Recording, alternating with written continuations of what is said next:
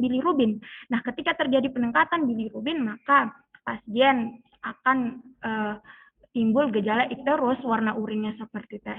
Nah, menurut beberapa jurnal yang saya baca juga, peningkatan bilirubin ini juga akan mengaktifasi MRPGR, di mana MRPGR ini merupakan salah satu reseptor dari sel mas. Kita tahu bahwa sel mas itu sangat berhubungan dengan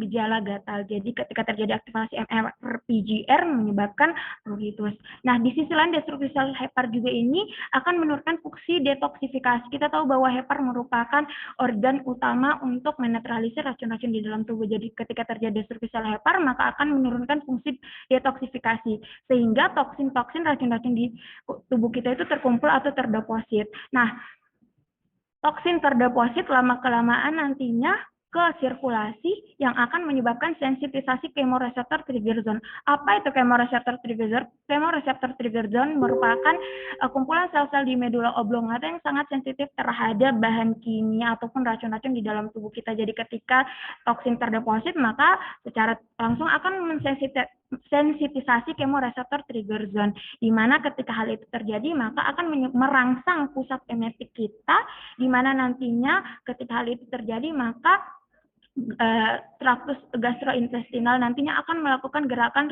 retroperistaltik, di mana nantinya akan menyebabkan mual dan muntah.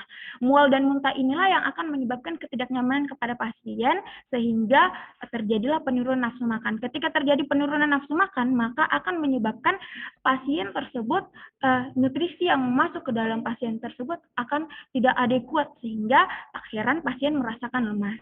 Di sisi lain, inflamasi pada hepar ini menyebabkan juga heparnya bengkak edem. Heparnya bengkak dan edem akibat pelepasan sitokin proinflamasi yang banyak, sehingga menyebabkan heparnya membengkak dan membesar atau hepatomegali. Inilah yang menyebabkan nyeri kanan atas. Boleh di next?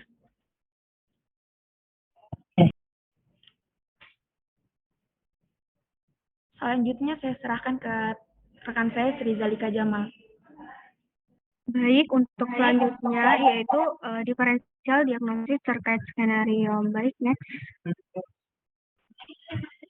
Nah, sudah tadi dijelaskan bahwa ikterus ini ada 3 dalam prosesnya, yaitu ada yang ikterus yang prehepatik, yang hepatik, dan poshepatik. Nah, untuk yang prehepatik tadi contohnya yang terkait dengan gangguan dalam proses degradasi eritrositnya, misalnya anemia hemolitik. Nah, untuk yang ikterik yaitu yang hepatiknya itu yaitu bisa karena virus, misalnya hepatitis viral. Nah, kemudian pada skenario kita lihat bahwa dia mengalami ikterik dan dia ada nyeri pada perut kanan atas yang kita bisa curigai bahwa gangguannya itu pada bagian heparnya, sehingga kami mengambil bagian ikterik yang hepatik. Nah, di sini kami mengambil hepatitis viral akut. Nah, untuk hepatitis viral akut ini dari definisinya yaitu suatu penyakit yang ditandai adanya peradangan pada heparnya. Nah, di mana yaitu suatu proses inflamasi sehingga terjadi nekrosis pada jaringan heparnya.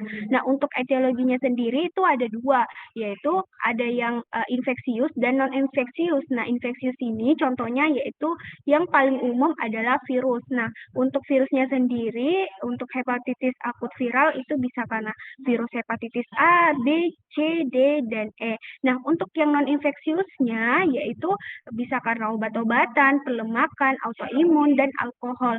Nah, kemudian untuk faktor risikonya sendiri, untuk hepatitis ini, untuk hepatitis A dan E itu terkait dengan sanitasi dan higienitasnya yang buruk, sehingga untuk faktor risikonya yaitu pada seseorang yang tidak menjaga higienitasnya. Contohnya dia tidak mencuci tangan sebelum beraktivitas ataupun sebelum makan ataupun setelah buang air, kemudian makan makanan yang mentah ataupun makan makanan yang terkontaminasi virus ataupun air yang tidak dimasak contohnya. lainnya. Nah, kemudian juga ada sering tukar menukar alat makanan bersama ataupun sering jajan sembarangan.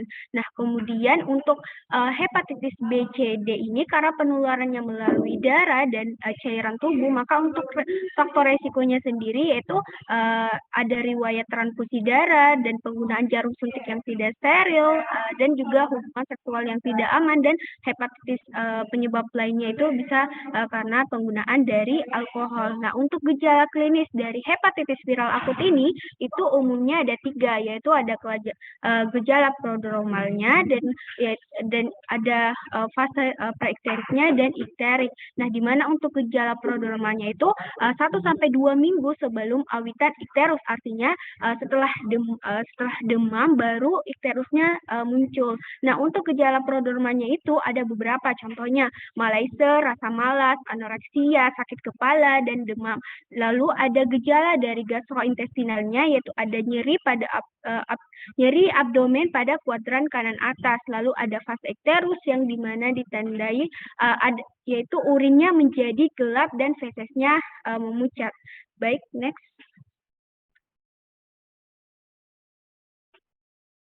Next. Nah, di sini kita lihat perbedaan dari hepatitis A, B, C, dan E. Nah, untuk hepatitis A ini virus penyebabnya yaitu picornavirus atau virus RNA, di mana untuk penularannya itu melalui fekal oral. Dan untuk gambaran kliniknya itu sama seperti gejala umum pada hepatitis viral akut, yaitu ada gejala prodromal, kemudian ada gejala ikteriknya, kemudian ada gejala gastrointestinalnya, yaitu nyeri pada abdomen kanan atas.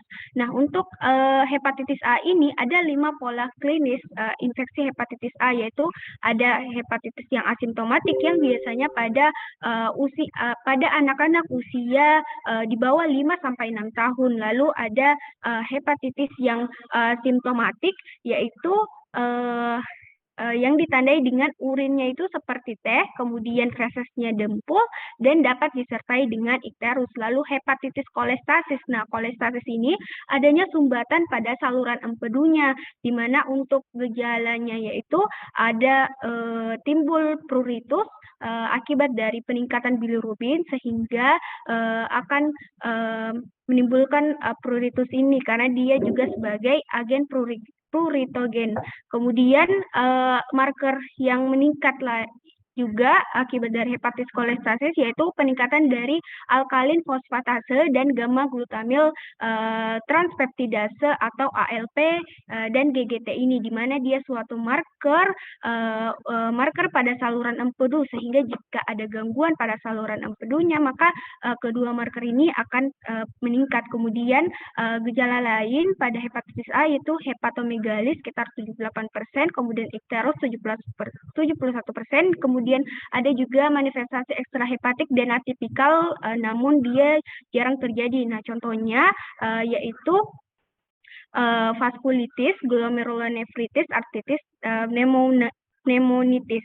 Nah, kemudian untuk hasil serologinya, untuk membedakan dari hepatitis A, B, C, dan E ini juga harus dari hasil serologinya, di mana untuk pemeriksaannya itu ada IgM anti-HAV, di mana IgM anti-HAV ini petanda bahwa dia sedang terinfeksi hepatitis A akut atau sedang aktif. Nah, kemudian untuk IgG anti-HAV ini menandakan bahwa dia pernah sembuh dari hepatitis A akut atau sudah pernah vaksin. Nah, di mana untuk hepatitis A ini karena dia hanya akut dan tidak menjadi kronik, jadi untuk IgG-nya sendiri, IgG anti-HAV-nya menandakan bahwa dia pernah sembuh dari hepatitis A akutnya.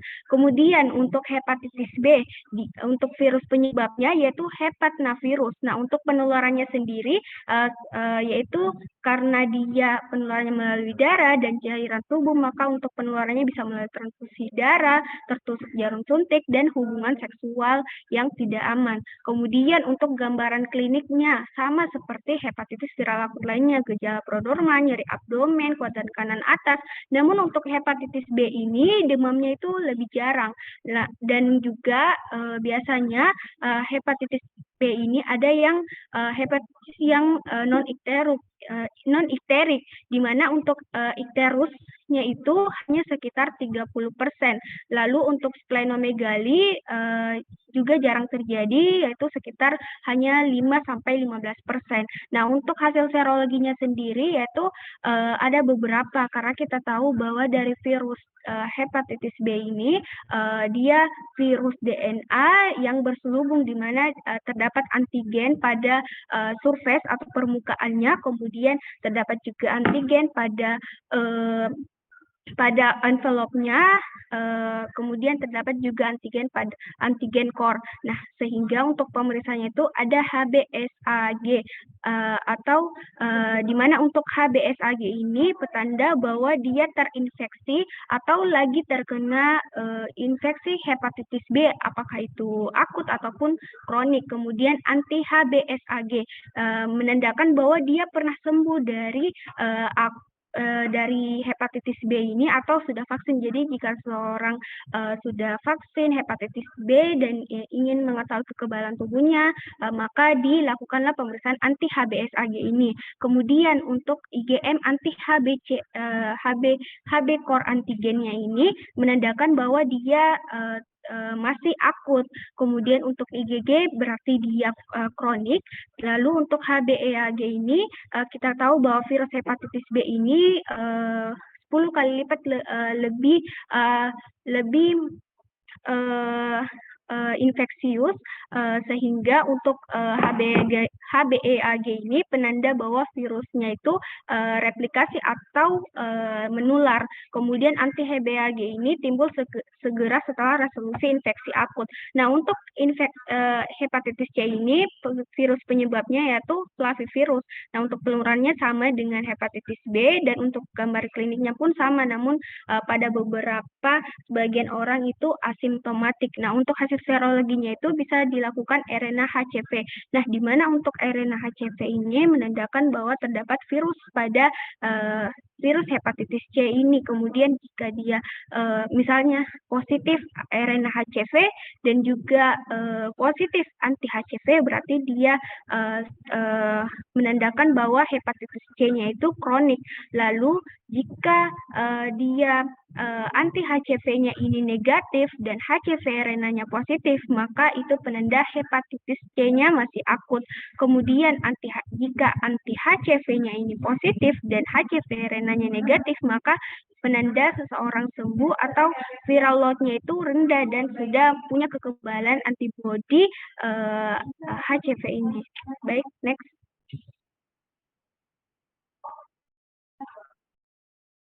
Nah, untuk selanjutnya hepatitis B, di mana virus penyebabnya itu delta virus. Nah, untuk penularannya sama dengan hepatitis B dan C. Untuk gambaran kliniknya pun serupa dengan hepatitis B akut. Nah, untuk hasil serologinya sama dengan hepatitis B tadi, ada IgM anti HDV, di mana IgM itu sebagai petanda akut dan IgG sebagai petanda kronik. Kemudian hepatitis E, virus penyebabnya itu kalisivirus. Nah, untuk penularannya sama dengan hepatitis A. Kemudian untuk gambar kliniknya pun sama dengan hepatitis A. Lalu untuk serologinya sendiri ada RNA HFV, kemudian ada IgM yang IgM anti HFV, di mana dia petanda sedang terinfeksi atau baru terinfeksi hepatitis E ini. Namun untuk IgG anti HFV berarti dia pernah sembuh dari infeksi hepatitis E. Baik, next.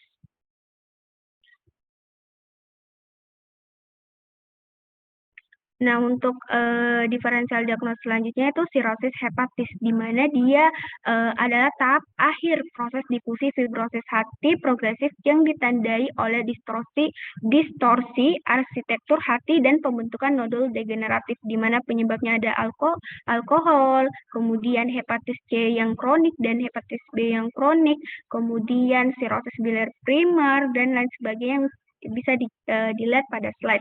Kemudian untuk faktor resikonya sendiri, yaitu laki-laki lebih banyak daripada perempuan, kemudian usia yang kebanyakan terjadi yaitu pada usia 30-60 tahun, dan puncaknya itu 40-49 tahun. Kemudian pada pasien yang DM, malnutrisi, dan obesitas.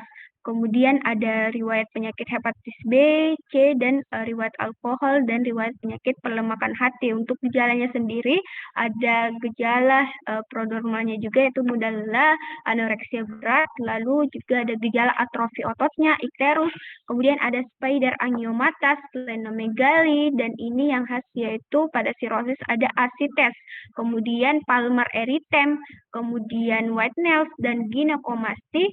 Nah, untuk palmar erythema dan ginekomasti itu akibat dari gangguan dari hormon estrogennya. Kemudian untuk gejala lain bisa dilihat pada slide back next.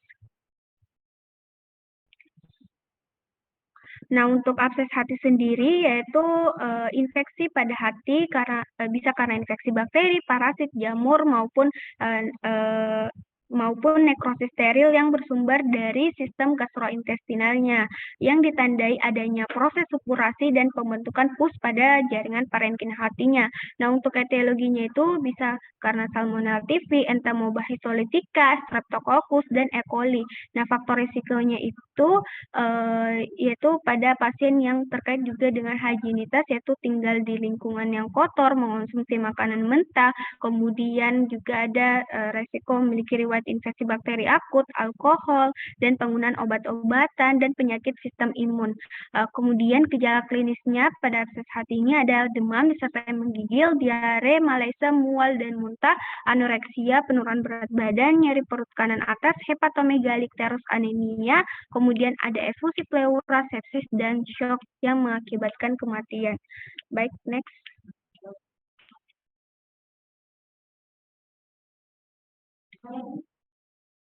Nah, di sini ada diferensial diagnosis tabelnya yang merangkum dari ketiga DD yang sudah dijelaskan tadi, yaitu ada hepatitis viral akut yang gejalanya ada semua, yaitu terkait dengan skenario ada ikterus, demam, malaise, mual, nyeri perut kanan atas, pruritus, dan buang air kecilnya itu seperti teh. Kemudian untuk sirosis hepat juga gejalanya semua ada pada sirosis hepar, namun untuk gejala lain yang bisa dapatkan pada sirosis hepar ini yang khas itu ada asites, kemudian ada spider angiomata, dan palmar erythema, ginekomastia, dan lain sebagainya. Yang sudah dijelaskan tadi. Kemudian abses hepar. Nah, untuk abses hepar yaitu ikterus, demam, malaise, mual, dan nyeri perut kanan atas ada, namun untuk pruritusnya itu tidak ada. Jadi untuk diagnosis sementara kami suspek yaitu hepatitis viral akut. Baik, next. Baik, untuk selanjutnya akan dijelaskan oleh rekan saya, Tia Hairina. Baik. Baik, selanjutnya untuk langkah-langkah diagnosis, yang pertama itu anamnesis, di mana anamnesis itu didapatkan keluhan utamanya itu ikterus pada mata dan kulit, lalu apakah ada gejala prodromal seperti demam, penurunan nafsu makan, lemas, mual, dan muntah, lalu apakah ikterusnya itu muncul setelah gejala normalnya atau demamnya, lalu apakah ada gatal pada kulit ataupun pruritus, apakah urin berwarna menjadi lebih gelap atau seperti teh, fesesnya apakah warnanya lebih pucat, apakah nyeri abdomen, di mana lokasinya, lalu apakah ada riwayat kontak dengan pasien hepatitis, apakah dia sering misalnya jajan sembarangan, lalu riwayat transfusi darah, penggunaan narkoba, serta riwayat penggunaan alkohol. Untuk di pemeriksaan fisik, bagian kepala, di mana biasanya itu ditemukan warna kuning terlihat pada sklera, kulit, dan selaput lendir langit-langit mulut. Di toraks biasanya ditemukan batas paruh hepar, apakah ada pembesaran hepar, apakah ada ginekomastia, spider nevi yang merupakan stigmata sirosis hepatis. Untuk di abdomen, untuk inspeksinya itu biasanya dicari apakah adanya massa, asites, venektasi, lalu ada kelainan isi seperti pada sirosis dan hepatoma. Untuk auskultasi, di mana dicari apakah ada bunyi bruit pada massa yang tampak. Biasanya bruitnya itu positif dan pada terdapat massa heparnya. Lalu untuk diperkusi dinilai pembesaran hepar atau lien dan mendeteksi shifting dullness akibat asites. Dipalpasi terdapat hepatomegali yang menentukan ukuran dan konsistensi. Dilihat tepinya tajam kah atau tumpul, permukaan rata atau berbenjol, dan ada nyeri tekan atau tidak. Next. Untuk langkah selanjutnya itu pemeriksaan laboratorium, di mana dilakukan pemeriksaan tes fungsi hati, baik itu dari bilirubin direct dan indirect, SGPT, lalu GGT, ALP dengan tes serologinya ada anti-HV, yaitu di mana imunoglobulin M anti-HV yang positif didapatkan, tes pencitraan seperti USG, CT scan, MRI dengan endoskopi, retrograde kolagio, pankreatografi, dan juga biopsi hati. Next. Selanjutnya tata laksana terkait skenario.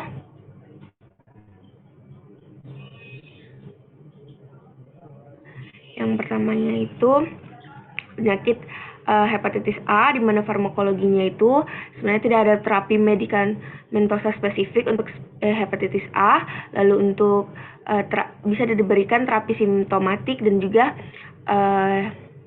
hidrasi. Hepatitis B, farmakologinya itu tidak membutuhkan terapi antiviral dan hanya terapi suportif dan simptomatik. Hepatitis C, terapi suportif dan simptomatik. Hepatitis D, terapi interferon alfa. Dan hepatitis E, terapi suportif dan simptomatik. Untuk yang non-farmakologinya, yang pertama itu ada tirah baring selama fase akut yang perlu dilakukan. Lalu diet rendah lemak dan tinggi karbohidrat umumnya merupakan makanan yang paling dapat dimakan oleh penderita hepatitis. Lalu pemberian makanan secara intravena mungkin perlu dilakukan selama fase akut bila pasien terus menerus muntah. Lalu dilakukan aktivitas fisik biasanya perlu dibatasi hingga gejala mereda dan tes fungsi hati kembali normal. Next. Selanjutnya pencegahan komplikasi dan prognosis. Yang pertama, pencegahannya itu bisa diberikan vaksin, baik itu vaksin hepatitis A, B, C, ataupun D. Lalu diberikan imunoglobulin, penyediaan makanan dan air bersih yang aman, sistem pembuangan sampah yang efektif, memperhatikan higienitas umum, mencuci tangan, membuang urin dan feses pasien yang terinfeksi secara aman, serta pemakaian kateter, jarum suntik, dan sput sekali pakai. Next.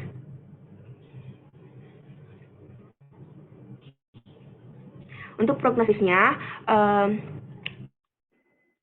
sembuh sendiri atau self-limited dan jarang menimbulkan komplikasi. Infeksi yang simptomatik, ikterus, hospitalisasi, dan komplikasi lain lebih sering terjadi pada dewasa. Sebagian besar akan membaik dalam 2 bulan. Pada 10 hingga 15% penderita akan relapse dalam 6 bulan pertama. Komplikasi dengan berkembangnya alternatif pengobatan, maka diharapkan prognosis hepatitis menjadi lebih baik. Hepatitis A memberikan prognosis yang baik. Lebih dari 99% dari pasien dengan hepatitis A infeksi sembuh sendiri.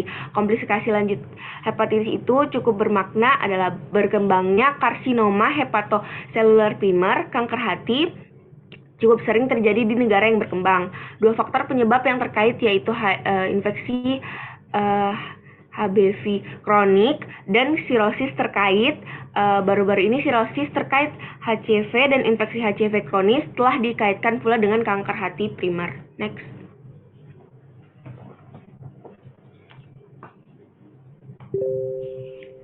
Selanjutnya, aspek AIK terkait skenario.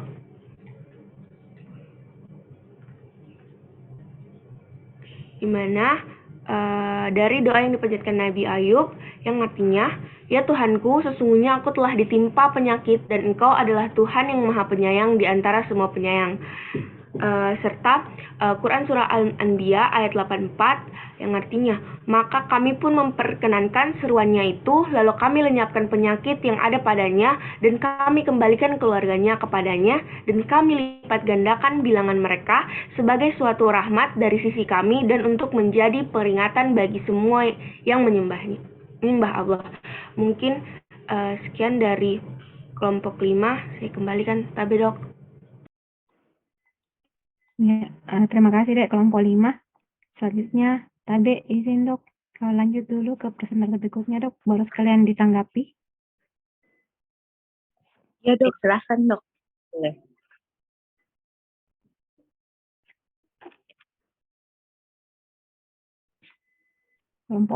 Kelompok 6 Dek. Tabe Dok, izin Skenario 2. sharing Dok.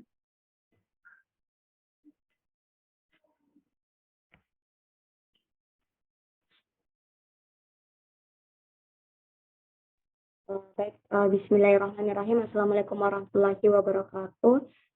Tabe Dok, Tabe Kakak dan teman-teman, izin kami dari kelompok 6 ingin memaparkan hasil diskusi kami terkait skenario 2. Bisa next. Ya. Nama anggota terlampir, di mana skenario 2 ini seorang laki-laki berusia 48 tahun datang ke IGD RSPKU Muhammadiyah dengan keluhan nyeri perut tembus ke belakang sejak 1 bulan lalu. Berat 3 hari terakhir, mual ada, demam tidak ada, riwayat demam ada, hilang timbul. Keluhan disertai penurunan berat badan, riwayat minum obat TB sejak 2 bulan lalu, pemeriksaan fisik, tanda vital dalam batas normal, pada mata ditemukan selera dan ketanggal. Nah, untuk kata kunci, laki-laki berusia 48 tahun, nyeri perut tembus ke belakang sejak 1 bulan lalu, memberat 3 hari terakhir, kemudian ada mual, riwayat demam ada, hilang timbul, penurunan berat badan, riwayat minum obat TB sejak 5 bulan lalu, pada mata ditemukan skleroterik, dan ada dapatkan hepatomegaly. Next, berikut pertanyaannya. Untuk anatomi dan fisiologi terkait skenario, kami mengambil anatomi hepar, di mana hepar ini dia merupakan organ yang berstruktur lunak dan lentur. Dia terletak tepat di bawah diafragma pada bagian atas dari kavitas abdominalis. Nah, hampir seluruh bagian hepar ini dia terletak di bawah costal dan cartilage costalis, di mana serta dia ini melintasi regia epigastrika. Kemudian batas atas dari hepar ini dia terletak sejajar dengan ruang interkostal kanan, dan batas bawah dari iga 9 kanan menyerong ke atas iga 8 kiri. Kemudian untuk bagian dari posterior hepar dia berbentuk cekung dan terdapat celah transversal sepanjang 5 cm dari sistem portal hepatis. Nah, untuk permukaan anterior yang cembung bagi dia menjadi 2 lobus oleh adanya perlekatan ligamentum falciform, yaitu lobus kiri dan lobus kanan yang berkurang kira-kira 2 kali lobus kiri. Nah, pada daerah ligamentum falciform dan kandung empedu di lobus kanan, kadang-kadang dapat juga ditemukan lobus quadratus yang biasa tertutup oleh vena cava inferior dan ligamentum venatum pada permukaan posterior. Next. Nah, untuk fisiologi, nah hepar itu dia mempunyai beberapa fungsi. Yang pertama sebagai fungsi utama hati adalah pembentukan dan ekspresi empedu, kemudian sebagai metabolisme karbohidrat, sebagai metabolisme protein dan pembekuan darah, kemudian sebagai metabolisme lemak, dan sebagai fungsi vaskular. Nah, untuk metabolisme dari bilirubin ini di mana bilirubin sisa dari metabolisme dari tubuh. Nah, ada 70% kira-kira berasal dari eritrosit. Nah, ketika eritrosit ini dia sudah tua, maka akan dipecah di len atau di limfa. Nah, pemecahan eritrosit inilah yang akan mengeluarkan proteinnya, yaitu hemoglobin. Nah, hemoglobin ini akan dia dipecah menjadi hem dan globin. Untuk globin sendiri ini nantinya akan dibawa kembali ke sumsum tulang belakang dan dilakukan pembentukan eritrosit yang baru. Dan untuk HEM dia terdiri dari 3 bagian, yaitu CO, Fe, dan perforin atau biliverdin. Kemudian untuk yang HEM nanti yang dibentuk ini dipecah menjadi CO, Fe, dan biliverdin melalui HEM oksigenase. Lalu biliverdin ini akan dirubah menjadi biliverdin indirect, dan yang mengubah biliverdin menjadi bilirubin indirect yaitu bilirubin reduktase.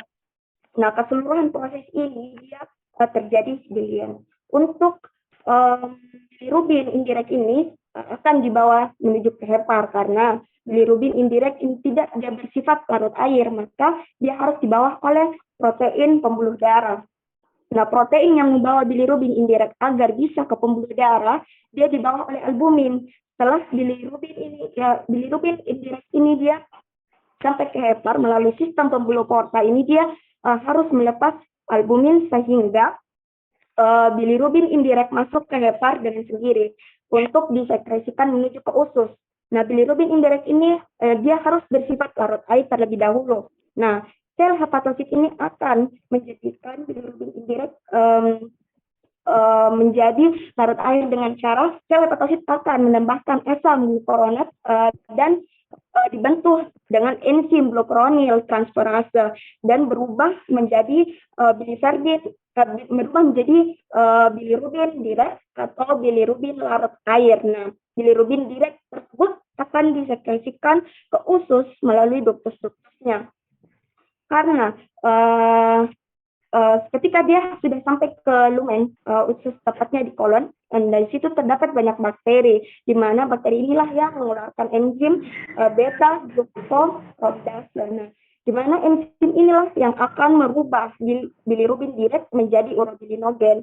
Nah, urobilinogen nantinya akan dioksidasi oleh flora normal di usus menjadi sterkobilin dan akan keluar bersama feses. Sebagian besar ini urobilinogen akan direabsorpsikan ke vena porta lalu dibawa kembali ke hepar. Nah, siklus ini yang disebut dengan siklus urobilinogen enterohepatik. Untuk patofisiologi terkait skenario, untuk yang pertama yaitu metabolisme obat anti tuberkulosis menjadi toksisitas aktif, di mana rute metabolik utama isoniazid oleh enzim N-acetyl transferase 2 atau NCA2 yang ditemukan di hati dan usus halus, di mana proses ini dinamakan asetilasi. Proses ini akan menghasilkan asetilosoniazid lalu diikuti oleh proses hidrolisis menjadi monoasetil. Setelah menjadi monoasetil, kemudian dia akan mengalami proses oksidasi. Nah, oksidasi tersebut inilah yang dilakukan oleh sitokrom P450 2L1, di mana akan menjadi senyawa hepatotoksik, dan senyawa tersebut antara lain asetildiasi, keten, kemudian asetiltiurum ion, kemudian asam isoniktian juga akan dikonjugasi oleh glisin dan disekresikan keluar tubuh. Selanjutnya, isoniazid yang dihidrolisis menjadi hidrazin atau hepatotoksik atau N-acetyl transferase 2 ini akan ketinggalan di situ, Kak. Minta dulu. konversi menjadi diasetil hidrazin agar udah kelihatan hepatotoksik menjadi senyawa yang non-toksik. Selain itu, limfatik juga dapat menginduksi proses hidrolisis INH menjadi hidrazin, dan hal inilah yang menjelaskan sebenarnya potensi toksisitas yang lebih tinggi jika kedua obat ini ditemukan. Untuk ini sembarang. Weh, mau Kak golai, keramat na golai Kak lai.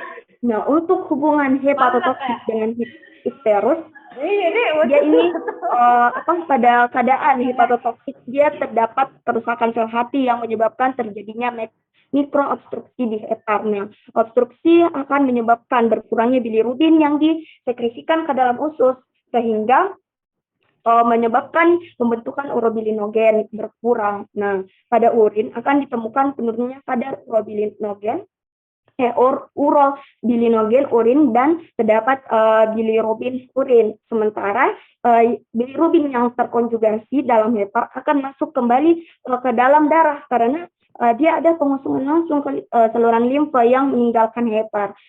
Bilirubin terkonjugasi dalam darah kemudian akan diekspresikan di gel ke dalam urin. Kadar bilirubin di dalam darah ini meningkat sehingga terjadi hiperbilirubinemia. Nah, kadar bilirubin jika di atas lebih per desiliter mulai muncul gejala terus akan tampak jelas jika kadar bilirubin dalam darah diferensial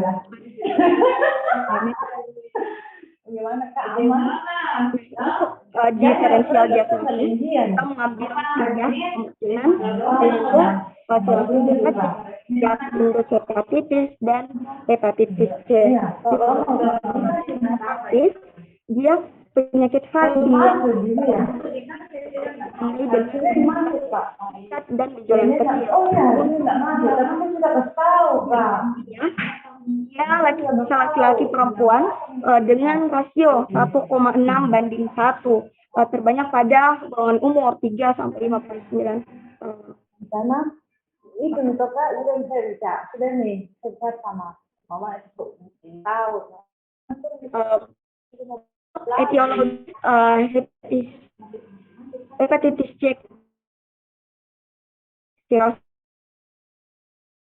hepatitis bila prima, penyakit Wilson, hepatotoksik akibat obat hepatotoksik, alkohol, kemudian steatohepatitis non-alkoholik atau NASH, dikaitkan dengan diabetes malnutrisi protein obesitas.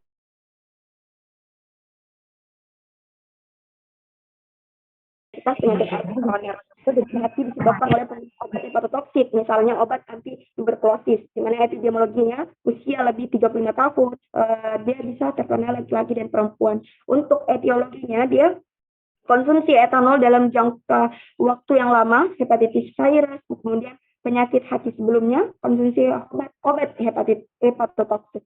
Untuk hepatitis C, hepatitis merupakan penyakit peradangan pada hati yang dapat disebabkan oleh berbagai kausa, termasuk infeksi virus. Infeksi virus tersebut dapat menyebabkan timbulnya cedera, peradangan, bahkan kematian sel-sel yang terinfeksi pada organ hati. Untuk epidemiologi, negara-negara dengan tingkat penyakit hepatitis C kronis yang cukup tinggi antara lain Mesir sebanyak 15%, Pakistan 4,8%, dan Cina 3,2%.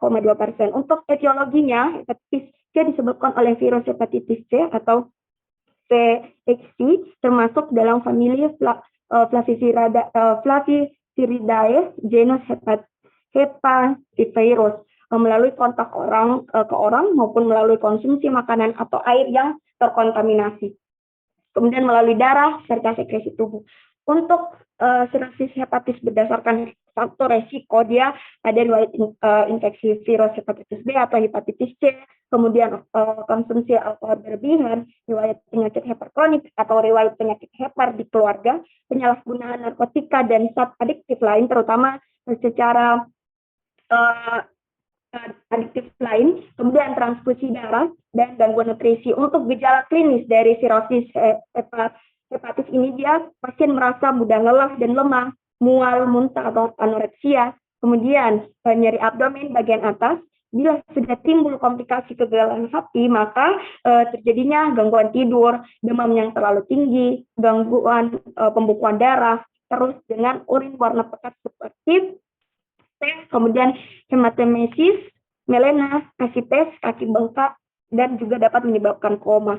Untuk drug induced hepatitis, faktor risikonya hipoalbuminemia jika kurang 3,5 mg per desiliter dalam pengobatan TB, kemudian penyakit hati kronis, pasien HIV yang terinfeksi hepatitis B atau C. Untuk gejala klinis dari drug induced hepatitis, dia ada terus, lelah, nafsu makan menurun, mual, muntah, nyeri perut, diare, dan didapatkan hepatomegalis.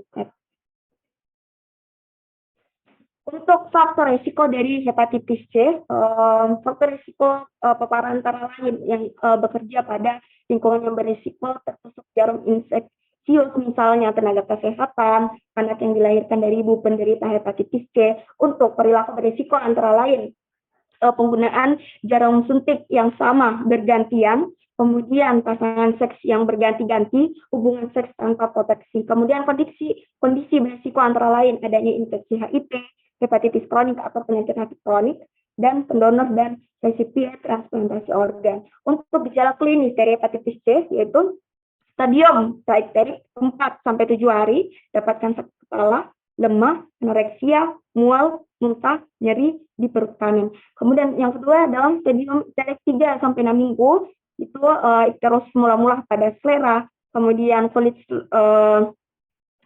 lemah, anoreksia, muntah, hepatomegali, nyeri tekan, menjadi warna kuning, labu atau kuning mudanya. Jadi berdasarkan diskusi kelompok kami lebih merujuk pada drug-induced hepatitis. Next. Mungkin selanjutnya akan dijelaskan oleh rekan saya, Nur Sajan. Baik, selanjutnya itu langkah-langkah diagnosis. Yang pertama, langkah diagnosis pada sirosis hati. Sirosis hepatis itu terbagi menjadi dua, ada sirosis kompensata, nah yang sebenarnya gejala atau tanda pada pasien sirosis itu asimptomatis atau menunjukkan gejala yang tidak spesifik seperti malaise dan penurunan nafsu makan. Selanjutnya yaitu ada sirosis dekompensata, itu dikatakan dekompensata apabila menunjukkan lebih dari satu manifestasi klinis, seperti munculnya asites, ikterus, ensefalopati hepatikum, perdarahan varises, sindrom hepatorenal, hiponatremia, dan peritonitis bakterial spontan. Nah, selanjutnya kita pindah ke kita melakukan anamnesis, kita tanyakan riwayat penyakit hepar pada pasien maupun keluarga pasien seperti infeksi hepatitis B dan C, fatty liver, dan fibrosis hepar. Lalu kita tanyakan riwayat penyakit autoimun pada pasien maupun pada keluarga pasien seperti hepatitis autoimun, kolangitis biliar primer, dan kolangitis sklerosis primer. Lalu kita tanyakan gaya hidup pasien seperti kebiasaan konsumsi alkohol, perilaku seksual yang beresiko, dan penggunaan narkoba suntik.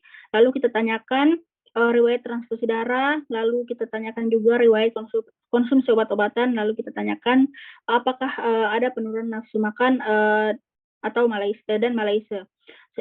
Selanjutnya itu pemeriksaan fisik. Yang pertama kita lakukan pemeriksaan umum seperti TTV, lalu pada pemeriksaan fisik sirosis kompensata yaitu adanya nyeri tekan pada abdomen, terutama pada kuadran kanan atas.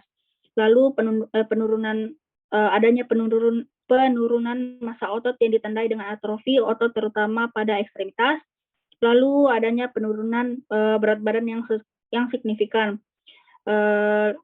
Sedangkan pada sirosis dekompensata, pada regiotoraks dapat ditemukan spider nevi atau spider angioma serta ginecomastia pada pasien laki-laki.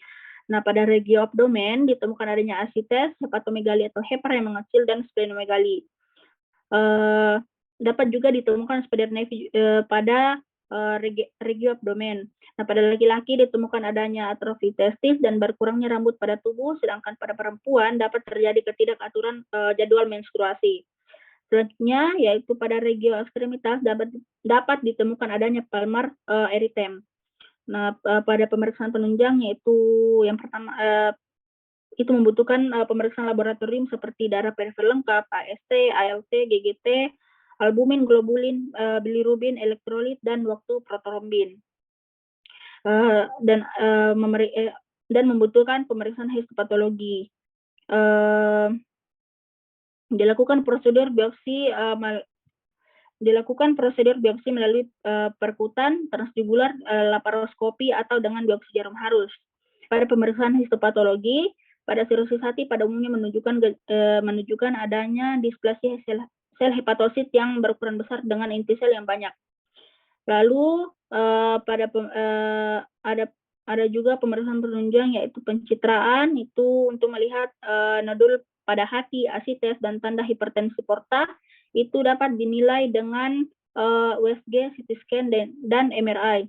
Selanjutnya itu ada transient elastografi atau fibroscan untuk menilai kekakuan hati. Lalu kita lakukan juga biopsi hati, itu merupakan pemeriksaan penunjang yang paling spesifik dan sensitif untuk mendiagnosis stirosis. Biopsi hati itu dapat melihat struktur parenkim hati yang disertai dengan pembentukan nodul regeneratif. Lalu kita pindah ke drug induced hepatitis. Next. Pada anamnesis kita tanyakan onset mengenai keluhan pasien, kita tanyakan riwayat gangguan hati sebelumnya, tanyakan riwayat reaksi obat sebelumnya, tanyakan juga gaya hidup pasien seperti kebiasaan konsumsi alkohol, lalu kita tanyakan riwayat konsumsi obat-obatan tertentu yang memerlukan paparan yang lebih lama sebelum menampakkan gejala. Lalu pada pemeriksaan fisik kita lakukan pemeriksaan tanda-tanda vital. Lalu kita lihat apakah ada tampak ikterik atau tidak, apakah ada demam atau tidak, apakah ada hepatomegali, dan apakah ada nyeri tekan pada hati. Pemeriksaan penunjang itu kurang lebih sama dengan sirosis hepatitis tadi. Next. Nah, selanjutnya itu hepatitis C, itu pada anamnesis kita tanyakan riwayat disuntik atau transfusi darah, kita tanyakan onset keluhan pasien ringan, non-spesifik atau intermittent. Lalu kita tanyakan apakah pasien mudah merasa lelah, tanyakan apakah pasien merasa sakit atau rasa mules pada perut kuadran kanan atas, apakah pasien mengalami mual atau muntah, apakah pasien merasakan otot atau sendi sakit. Nah, lalu apakah ada penurunan berat badan secara signifikan. Pada pemeriksaan fisik, kita dapat pada pemeriksaan fisik tampak hepatomegali ringan dan rasa nyeri, tampak spider nevi, tampak palmar erythema, dan bisa sampai tanda-tanda sirosis hepatis. Nah, pada pemeriksaan penunjang, yang pertama itu ada anti-HCV dengan enzim immunoase atau immunoblatase atau Western blot. Lalu yang kedua itu ada HCV-RNA dengan PCR, itu dapat dideteksi di dalam plasma dan serum menggunakan PCR 7-10 hari setelah paparan. Lalu ada biopsi hati, itu untuk menentukan beratnya penyakit tingkatan fibrosis dan inflamasi hepar. Lalu pemeriksaan antigen HCV dengan pengecatan monoklonal dan poliklonal antibody. Next. Selanjutnya kita pindah ke tata laksana dan edukasi. Nah, di tata laksana sirosis hepatis, yang pertama itu simptomatis, yang kedua itu suportif, seperti istirahat yang cukup, pengaturan makanan yang cukup dan seimbang. Pengobatan berdasarkan etiologi itu sekarang telah dikembangkan perubahan strategi terapi bagian pasien dengan hepatitis C kronik yang belum pernah mendapatkan pengobatan IFN seperti terapi kombinasi IFN dan ribavirin, terapi induksi interferon, dan terapi dosis interferon setiap hari. Nah, adapun pengobatan yang spesifik dari sirosis hati akan diberikan jika telah terjadi komplikasi seperti asites, spontaneous bacterial peritonitis, hepatorenal syndrome, dan ensefalopati hepatik. Lalu pada tata laksana pada drug induced hepatitis itu tidak mempunyai terapi khusus. Nah, pada umumnya sembuh spontan apabila obatnya dihentikan. Nah, penggunaan kortikosteroid diperlukan pada drug induced hepatitis yang berat yang disebabkan oleh reaksi hipersensitif tetapi masih kontroversial. Nah, pada kasus yang berat perlu dipertimbangkan transplantasi hati untuk memperpanjang harapan hidup.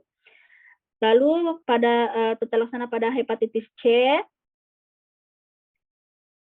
itu pengobatan hepatitis C sedini mungkin sangatlah penting meskipun tubuh telah melakukan perlawanan terhadap infeksi, tetapi hanya 20% yang berhasil. Pengobatan tetap diperlukan untuk mencegah hepatitis C kronis dan membantu mengurangi kemungkinan hati menjadi rusak. Adapun senyawa-senyawa yang digunakan dalam pengobatan hepatitis C yaitu yang pertama interferon alfa, yang kedua pegylate interferon alfa, dan yang ketiga ribavirin.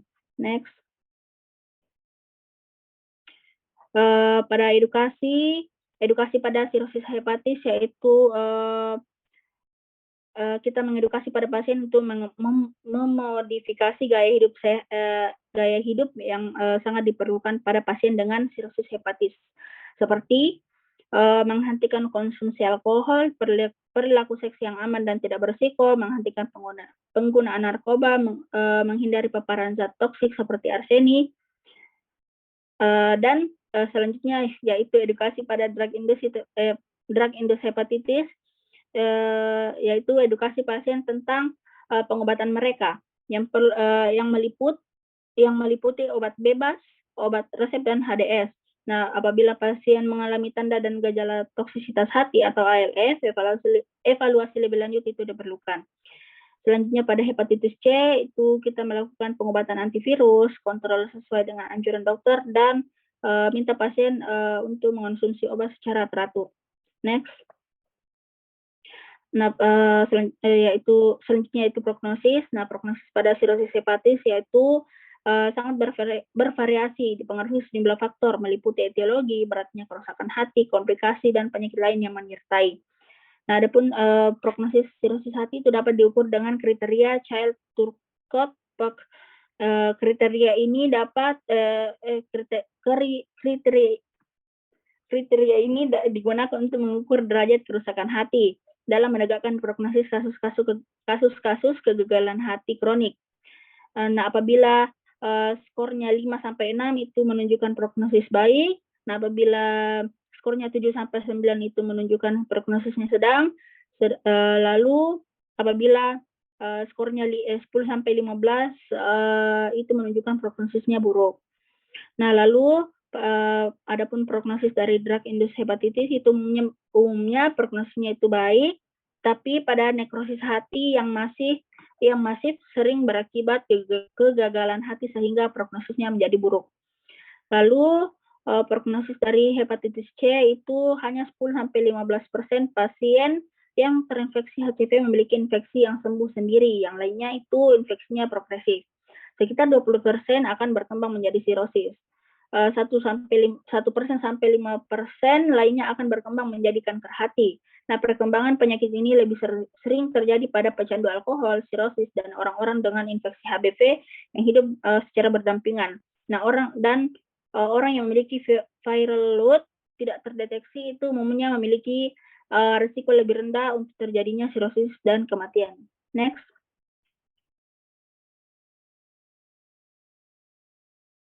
Nah, selanjutnya itu aspek AIK, itu Allah Subhanahu wa taala berfirman dalam Quran surah Yunus ayat ke-57 yang artinya, wahai manusia, sungguh telah datang kepadamu pelajaran Al-Quran dari Tuhanmu, penyembuh bagi penyakit yang ada dalam dada dan petunjuk serta rahmat bagi orang yang beriman. Lalu ada juga Rasulullah Shallallahu Alaihi Wasallam bersabda, ketahuilah sesungguhnya di dalam tubuh manusia terdapat segumpal daging. Nah, jika ia baik, seluruh tubuh baik. Jika ia rusak, seluruh tubuh juga rusak. Ketahuilah segumpal daging itu ialah hati. Hadis riwayat Muslim. Baik, mungkin itu saja presentasi dari kelompok kami. Kurang lebihnya mohon dimaafkan. Syukran. Wassalamualaikum warahmatullahi wabarakatuh. Waalaikumsalam warahmatullahi wabarakatuh. Ya, tapi untuk kelompok berikutnya untuk lebih mengefisienkan waktu, Dek. Kelompok 7. Mengingatkan kembali maksimal 7 menit, Dek, nah. Kelompok 7, kelompok 8, sebentar kalau presentasi maksimal 7 menit saja, ya. Oke, silakan kelompok 7.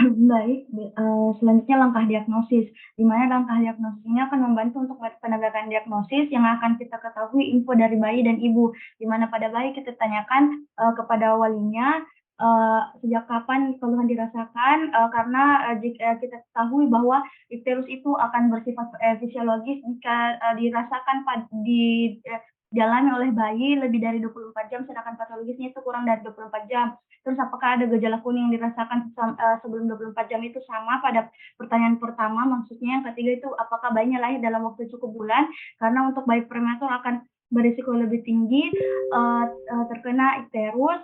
Terus apakah ada keterlambatan pemberian ASI karena telah dijelaskan pada patofisiologinya tadi, jika terjadi keterlambatan pemberian ASI, maka intak yang kurang menyebabkan dehidrasi pada bayi yang akan meningkatkan sirkulasi heparnya, lalu terjadi peningkatan bilirubin. Kemudian apakah ada keluhan seperti hipertonia, kejang, malaise, mual, dan muntah yang dapat diarahkan pada kejadian adanya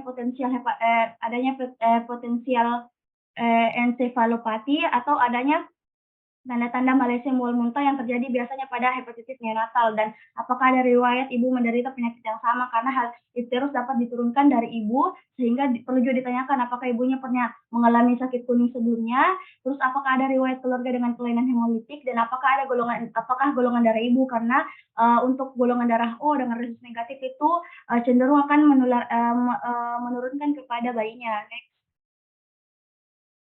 Kemudian untuk langkah diagnosis selanjutnya ada pemeriksaan fisik, di mana pada inspeksi kita melihat apakah terdapat perubahan warna kulit, sclera, hingga kaudal menjadi kuning, karena pada bayi jika terjadi ikterus maka akan bertahap dari kepala hingga kakinya dengan derajat-derajat tertentu. Misalnya dari kepala akan ada derajat tertentu peninggian peningkatan bilirubinnya. Kemudian palpasi kita melihat apakah tekan kulit secara pelan-pelan pada bayi di bawah pencahayaan yang banyak, maka akan terlihat ikterus pada kulit bayi. Kemudian tekan perut pada regiohipochondrium dextra akan ditemukan adanya pembesaran dan nyeri jika terdapat hepatomegali pada tanda-tanda hepatitis neonatal. Next. Kemudian dari langkah diagnosis kami menarik 3 diferensial diagnosis. Yang pertama itu jaundice neonatal yang merupakan keadaan yang timbul sebagai tanda adanya hiperbilirubinia pada bayi, di mana etiologinya itu dapat disebabkan adanya hemolisis pada darah atau sel Hepal yang belum cukup matang. Kemudian berisiko pada bayi yang bayi yang lahir pada berat kurang dari 2,5 kg dan usia kandungan yang prematur atau bayinya lahir prematur, dan usianya itu diderita pada bayi yang baru lahir. Nah, gejalanya itu seperti tadi dapat dibedakan jadi fisiologis dan gejala patologis, yang pada intinya fisiologis itu terjadi pada bayi yang lebih dari 24 jam pertama, dan untuk patologis akan diderita pada bayi kurang dari 24 jam pertama. Kemudian sindrom Gilbert. Nah, sindrom Gilbert ini merupakan kelainan resesif autosomal dari metabolisme bilirubin dalam hati yang disebabkan oleh adanya kelainan metabolisme hati yang dapat juga diturunkan secara genetik, aktivitas fisik, dan diet. Dan kemudian untuk usianya itu biasanya pada orang dewasa, dan gejala yang ditimbulkan itu ikterus pada mata dan disertai dengan adanya flu atau pilek. Kemudian hepatitis neonatal sama merupakan gejala yang timbul itu juga ada ikterus pada mata, tapi disertai dengan pembekakan organ seperti hepatomegali dan splenomegali yang disebabkan oleh virus hepatitis A, B, C, D, E, dan G. Next. Sehingga kita menarik kesimpulan bahwa diagnosis sementara itu jaundice neonatal yang bersifat fisiologis karena diderita setelah 3 hari ataupun setelah lebih dari 24 jam pada bayi. Kemudian tata laksananya itu ada fototerapi, intravena, dan intravena imunoglobin. Yang ketiga transfusi pengganti. Yang keempat ada terapi medikamentosa. Untuk lebih jelasnya dapat ditanyakan pada sesi diskusi. Next. Selanjutnya edukasi, diberikan edukasi kepada ibu bayi untuk sering menyusui. Yang kedua untuk mengedukasi kepada ibu keluarga pasien tentang kecukupan pemberian ASI dengan melihat frekuensi buang air kecil sebanyak minimal 6 kali dalam 24 jam. Yang ketiga mengedukasi untuk tetap menyusui selama fototerapi, dan diedukasi juga kepada ibunya untuk belajar untuk menyusui secara dini. Next. Prognosisnya itu jika tanpa komplikasi, prognosisnya akan baik dan ikterus akan hilang secara bertahap. Next. Komplikasinya dapat terjadi kenaikan ikterus di mana bilirubin seperti bilirubin encefalopati, gangguan refleks moro, opistotonus dan opistotonus, hipotonia, vomitus, hiperpireksia, kejang dan hingga kematian. Next. Untuk aspek AIK-nya itu dikutip pada Ali bin Abi Thalib berkata, tidak ada satupun susu yang lebih bermanfaat dan lebih sesuai bagi anak dari susu ibu. Dan dijelaskan bahwa sebegitu pentingnya air susu ibu. Lalu dikaitkan pada Quran Surah Al-Baqarah ayat 168, wahai manusia, makanlah dari makanan yang halal dan baik terdapat pada bumi. Jadi bukan hanya untuk muslim, jadi semua manusia yang ada di bumi diperintahkan untuk mengonsumsi makanan yang halal lagi baik, yang akan berdampak juga pada tubuh manusia itu sendiri. Mungkin itu dari saya serahkan kembali ke Ahmad Wirawan.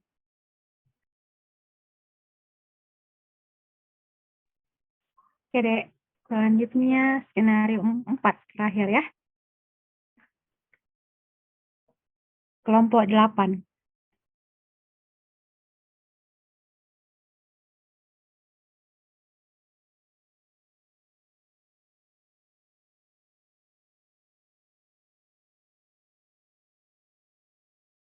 Baik, bismillahirrahmanirrahim. Assalamualaikum warahmatullahi wabarakatuh. Jadi, kami dari kelompok 8 akan mempresentasikan hasil diskusi kami mengenai skenario 4. Next. Nah, adapun skenario 4 yaitu seorang laki-laki usia 55 tahun datang ke IGD RSPKU Muhammadiyah dengan keluhan muntah yang dirasakan sejak 3 hari yang lalu. Keluhan disertai lemas dan terasa tidak nyaman pada perut kanan atas. Mual ada, demam tidak ada riwayat nyeri perut sebelumnya, dan hilang dengan minum obat analgetik. Pada pemeriksaan fisik ditemukan IMT 32, tanda vital dalam batas normal. Next. Kata kuncinya itu seorang laki-laki usia 55 tahun, muntah sejak 3 hari yang lalu, keluhan disertai lemas, mual, dan terasa tidak nyaman pada perut bagian kanan atas. Kemudian ada riwayat nyeri perut sebelumnya dan hilang ketika minum obat analgetik. Ditemukan IMT 32 dengan interpretasi obesitas. Next.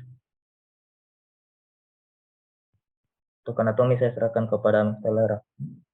Ya, untuk anatominya sendiri, dari skenario kita lihat pasien ini mengalami tidak nyaman pada perut kanan atas. Nah, dari regio anatomi kita bagi menjadi 9 regio, itu berada pada regio hipokondrium dextra, yang dimana pada regio ini terdapat 2 organ, yaitu hepar dan vesicophilia.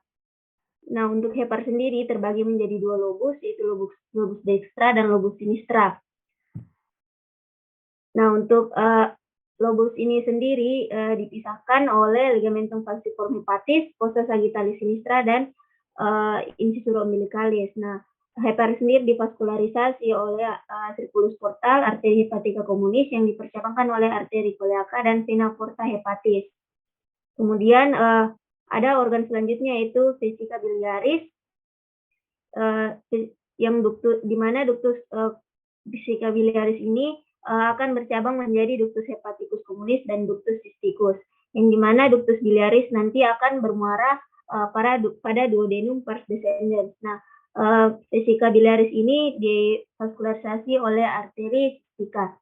Nah, kemudian untuk fisiologi dari hepar sendiri, yaitu untuk sekresi garam empedu, kemudian memproses metabolisme kategori nutrisi utama, detoksifikasi atau penghancuran limbah tubuh dan hormon, serta obat-obatan. Kemudian mensintesis protein plasma termasuk yang diperlukan oleh pembukuan darah dan angiotensinogen, mengeluarkan kolesterol dan bilirubin, menghilangkan bakteri dan sel darah merah yang rusak, kemudian sekresi hormon trombopoietin, hepidin, dan insulin like growth factor, dan memproduksi protein fase akut yang penting dalam peradangan. Kemudian ada vesicophilia, yaitu fungsinya untuk mengaktifkan lipase pankreas, merangsang sekresi pankreas, dan meningkatkan absorpsi lemak. Next.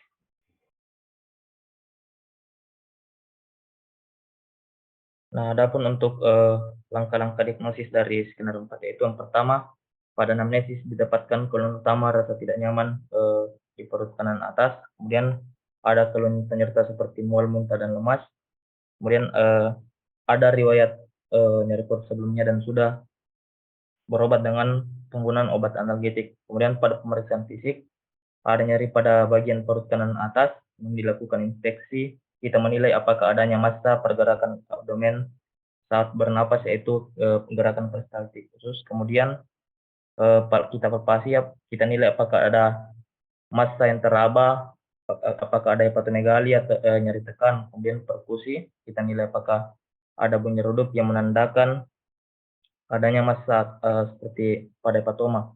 Kemudian untuk MT32 dengan interpretasi obesitas, kemudian kita lakukan pemeriksaan penunjang, dilakukan pemeriksaan darah seperti SGPT, SGOT, GGT, HbSAg, kemudian kita nilai kadar besi dan kadar besinya. Kemudian pemeriksaan urin kita lakukan untuk melihat apakah ada bilirubin dan albumin yang terkandung pada urin. Kemudian untuk radiologi bisa dilakukan pemeriksaan SG, MRI, dan CT scan. Kemudian dapat juga dilakukan pemeriksaan biopsi hati untuk mendapatkan hasil yang lebih akurat. Next. Kemudian adapun diagnosis banding dari kelompok kami untuk skenario 4, yaitu ada hepatitis A, non-alcoholic fatty liver disease, dan cholelithiasis. Next. Cholecystitis. Kemudian yang pertama untuk non-alcoholic fatty liver disease, yaitu spektrum kondisi yang ditandai secara histologis dengan steatosis atau biasa disebut perlemakan hati, dan terjadi pada mereka yang tidak mengkonsumsi alkohol. Kemudian untuk insidensinya, penyakit ini dilaporkan terdapat pada segala usia termasuk anak-anak, di mana prevalensinya lebih rendah dibanding dewasa, yaitu 13-15%, namun meningkat pada subjek pada orang yang obesitas. Kemudian untuk prevalensinya selanjutnya itu meningkat seiring usia dengan prevalensi tinggi pada pria usia 40-65 tahun. Kemudian untuk hepatitis, untuk gejala klinisnya, itu biasanya tanpa gejala meskipun kelelahan dan ketidaknyamanan di kuadran kanan atas perut. Mayoritas atau 56-79% pasien kelebihan berat badan, dan sepertiga yang pasien yang memiliki sindrom metabolik. Pasien kurus biasanya memiliki setidaknya satu faktor risiko metabolik. Hepatomegali biasanya ditemukan atau mungkin ada, meskipun tanda penyakit hati kronis jarang terjadi. Nah, cara mendiagnosisnya kita dapat melakukan USG atau pemindaian CT scan dan MRI untuk mendeteksi perubahan lemak sedang hingga berat di hati. Adapun untuk gold standarnya itu pemeriksaan biopsi hati. Kemudian untuk penyakit selanjutnya, hepatitis A, infeksi akut di hati yang disebabkan oleh hepatitis A virus, sebuah virus RNA yang disebarkan melalui rute fekal oral.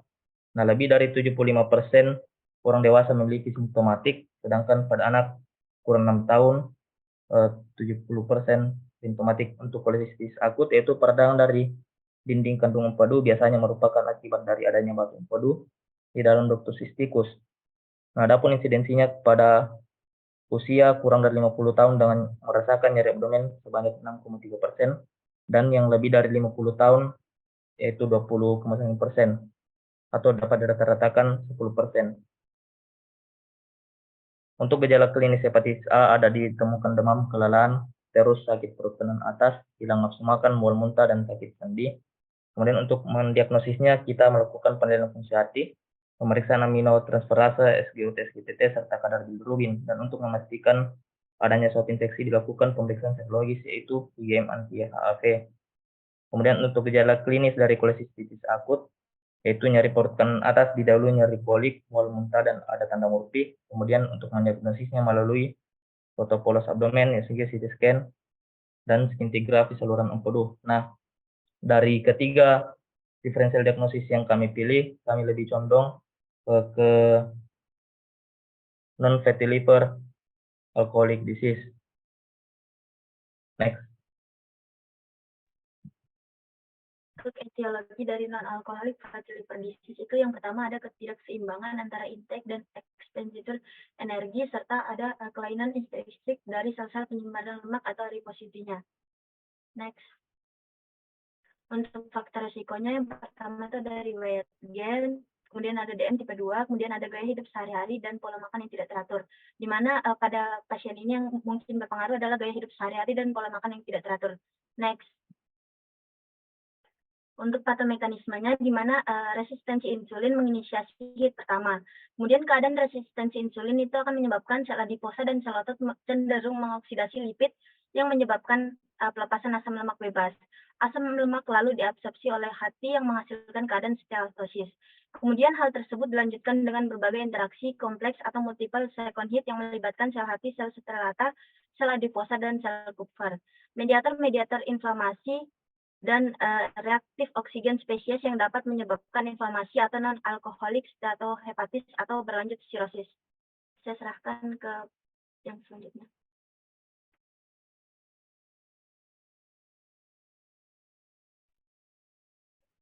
Next. Nah, untuk tata laksananya ini dibagi menjadi non-farmakologi dan farmakologi. Nah, untuk non-farmakologi, kita menurunkan berat badan dengan olahraga dan perubahan pola makan. Nah, untuk farmakologi itu kita memberikan orlistat, di mana sebagai tambahan terhadap penurunan berat badan. Orlistat yaitu inhibitor reversibel lipase lambung dan pankreas sehingga mencegah penyerapan lemak dari makanan manusia yang menyebabkan pengurangan asupan kalori. Kemudian ada obat tiazolidinedion adalah obat inhibitor PPAR gamma yang meningkatkan sensitivitas insulin di adiposit dan otot rangka dengan meningkatkan protein kinase spesifik yang berperan mengurangi sintesis asam lemak.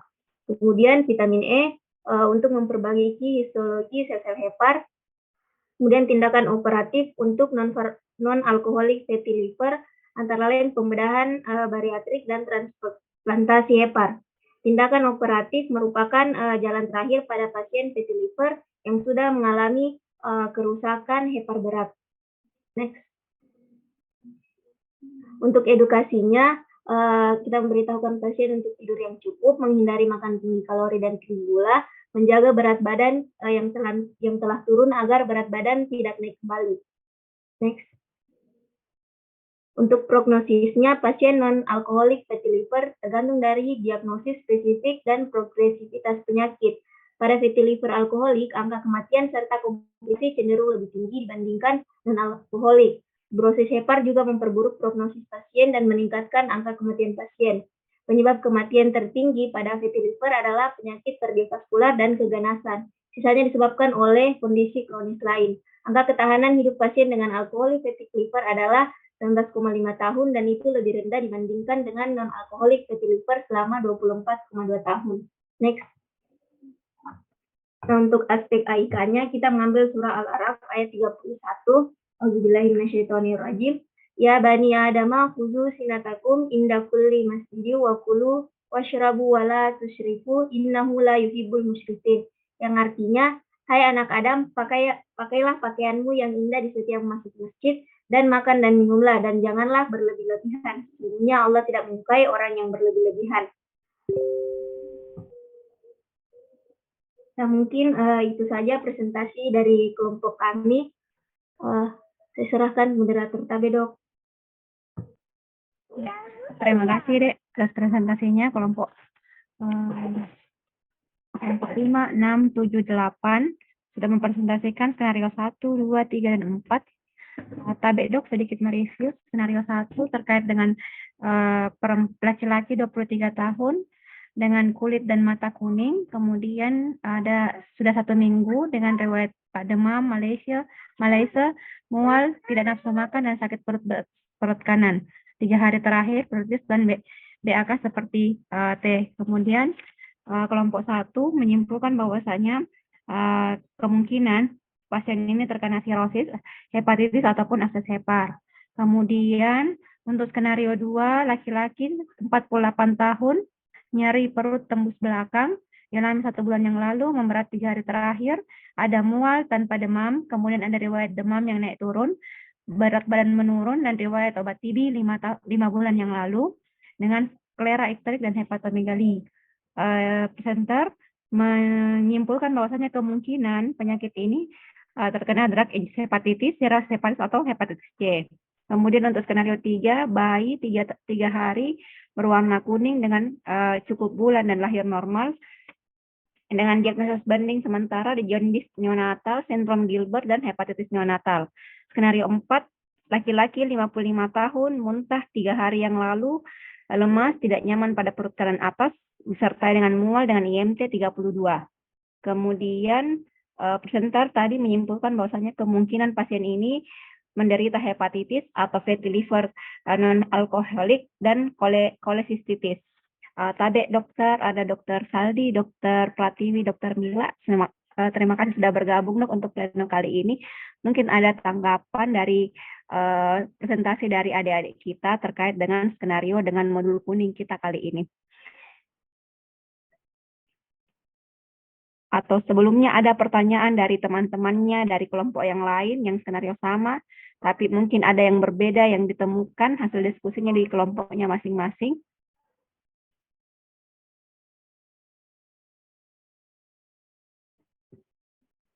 Kalau tidak ada, kami beri kesempatan kepada para pengampu untuk memberikan feedback kepada para presenter atau adik-adik yang sudah membahas skenarionya terkait dengan kuning, nyeri perut, icterus padaoneonatus, dan skenario 4-nya terkait dengan mual dan nyeri rasa tidak nyaman pada perut kanan atas. Ada dok, mungkin dokter Pratiwi, dokter Mila, atau dokter Saldi, ada yang mau ditanggapi dok?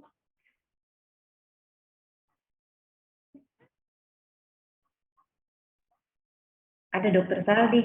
Nah, takutnya beliau mau Jumatan, mungkin silahkan dok. Iya.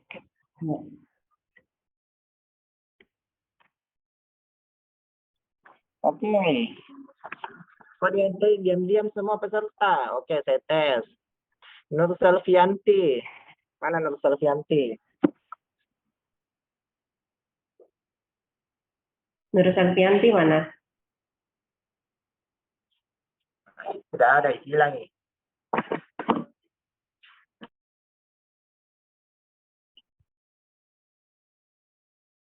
Ini ada di Zoom tapi tidak.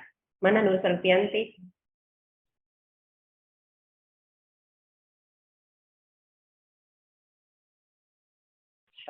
Dokter Hairunisa dicatat ya, itu tidak ada itu. Dipanggil tidak menyahut. Iya. Rilius Tiranda. Tapi dok, hadir dok. Coba kamu sebutkan ada berapa jenis icterus?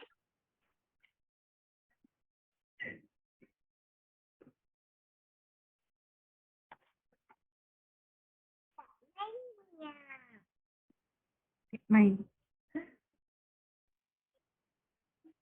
Tapi dok, ada 3 dok. Apa saja?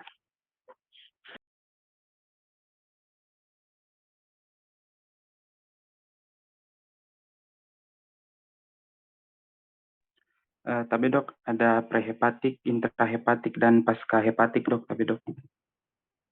Atau poshepatik dok, tapi dok.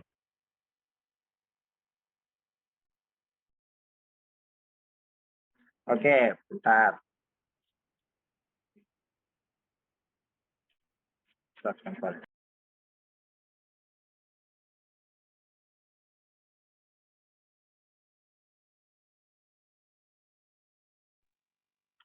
Andi Rahmantika.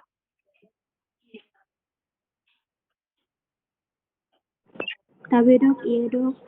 Apa gejala-gejala icterus poshepatik? Apa gejala klinis dari icterus poshepatik?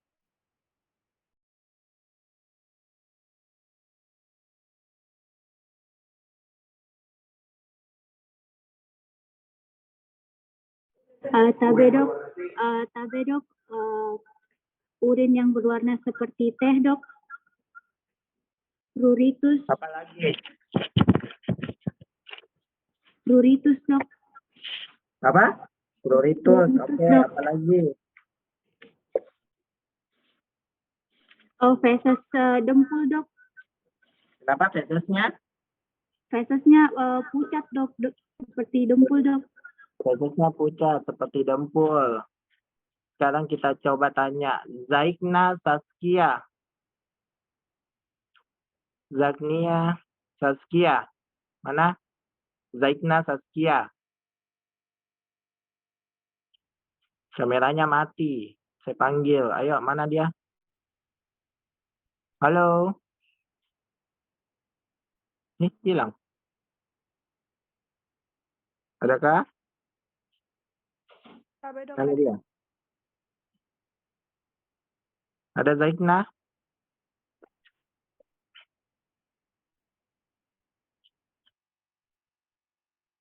Dok.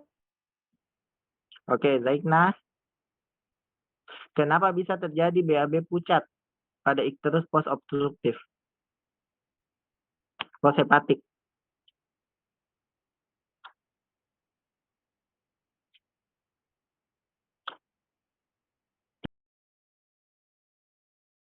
Dok. Terus putus dok. Sampai. Ibu tanggi. Kamu aja.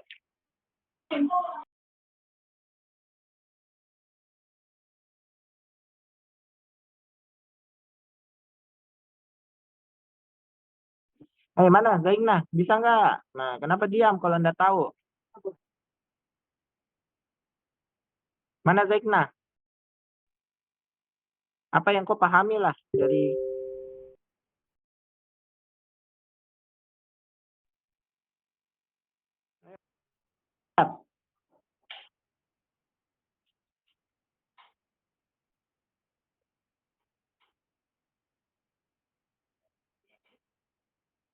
Juwita Ardelia? Kenapa bisa pucat?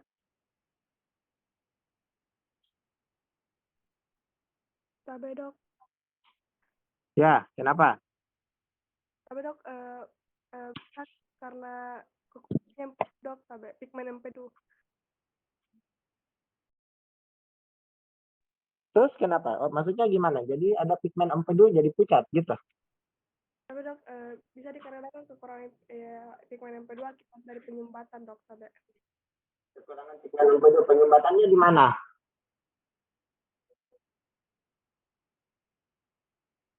Penyumbatannya di mana?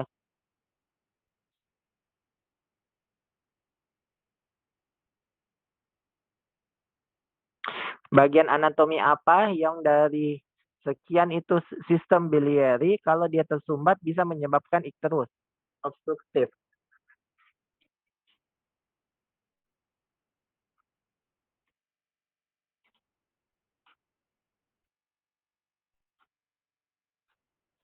Nah, penyumbatannya di mana?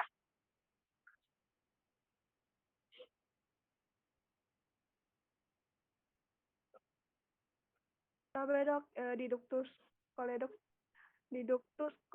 dok, Ductus coledochus. Ductus coledochus akan bermuara di usus di mana? Apa nama tempatnya?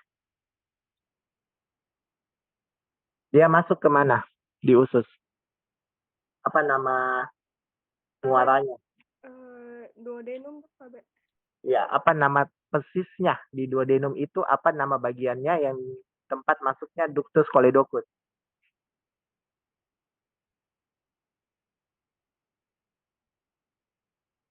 PBL itu kan menyatukan anatomi, fisiologi, biokimia. Jadi saya tanya ke semua itu mengenai anatomi, fisiologi, biokimianya. Memang apa namanya?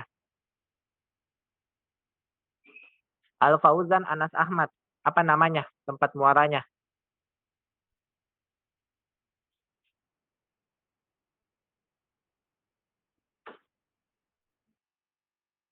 Ada yang tahu dari 100 orang?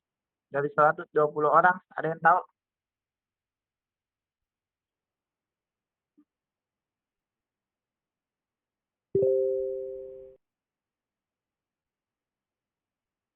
Tabe dok, papilla duodenum air dok, tabe. Papilanya sudah hampir benar, tapi ada yang kurang. Apa namanya?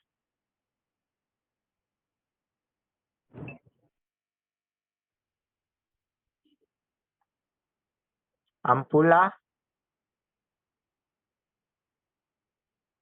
Ampula. Tabe dok, ampula veter dok. Ya.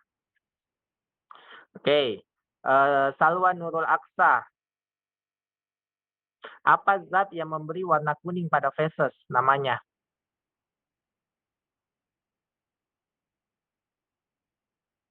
Salwa Nurul Aqsa. Iya, Dok. Kenapa bisa feses berwarna kuning? Apa zatnya?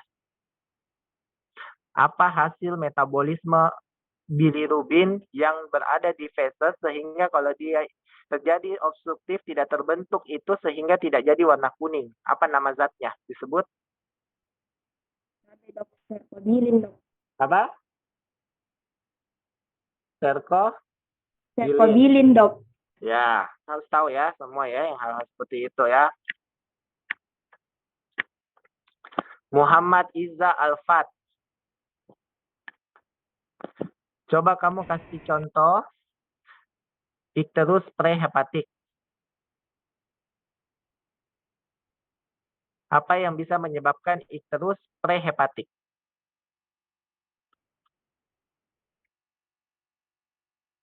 Iza Alfat. Muhammad Iza Alfat. Ayo. Muhammad Iza hadir? Tapi dok, Ya, apa nama? Coba kau kasih contoh. Apa yang contohnya ikterus prehepatik? contohnya itu dok terjadinya malaria, anemia dok. Apa?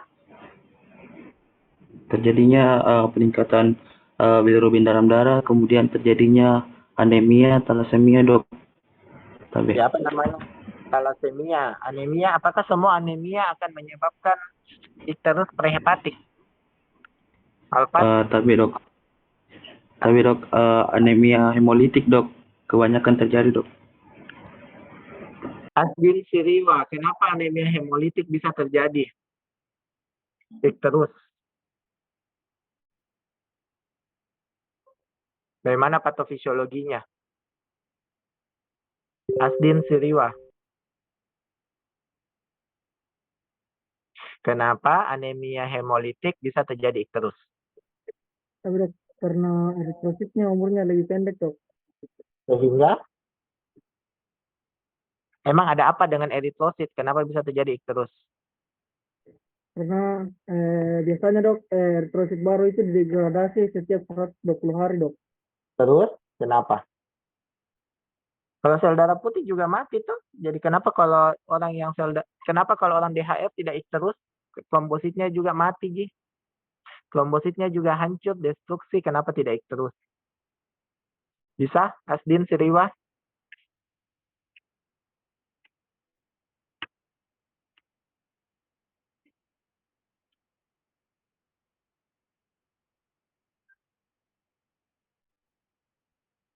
Iga Anggraini bisa jelaskan kenapa anemia hemolitik bisa terjadi ikterus?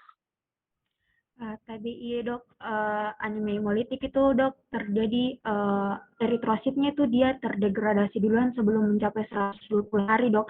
Dan kenapa eritrosit? Karena di dalam eritrosit itu nantinya yang didegradasi oleh makrofag itu dipecah menjadi hemoglobin. Nah, hemoglobin itu kan ada di dalam Apa? Eritrosit dipecah oleh makrofag menjadi hemoglobin. Kayak ada yang salah saya dengar di situ. dipecah jadi hem dan globin dok. Oh, dipecah menjadi hem dan globin. Oke, benar. Ya, terus lanjut. Nanti globinnya itu dok, karena dia merupakan asam amino yang bisa diresal kembali ke sirkulasi dok. Nantinya itu globinnya dikembalikan ke sirkulasi. Kemudian hemnya itu dok, karena di dalam hem itu ada besi dok. Besinya juga itu dikembalikan ke sirkulasi dok. Jadi sisa molekul dari hem itu nantinya didegradasi oleh hem oksigenase menjadi biliverdin. Biliverdin itu juga nantinya diubah oleh Dami, saya lihat kau mengerti, Ji. Oke. Jadi begitu ya. Jadi dari hem nanti akan dipecah, didegradasi sehingga akan menjadi biliverdin dan itu akan menjadi bilirubin 1 ya. Itulah bilirubin indirect ya. Jadi harus tahu ya. Bilirubin 2. Ya, jadi bilirubin indirect. Nah, itulah bilirubin indirect itu yang akan meningkat pada pasien dengan anemia hemolitik sehingga akan terjadi ikterus. Oke. Nurul Zakiyah Akbar. Bagaimana secara laboratorium kok bisa tahu ini ikterus prehepatik ini ikterus hepatik atau ini ikterus post hepatik?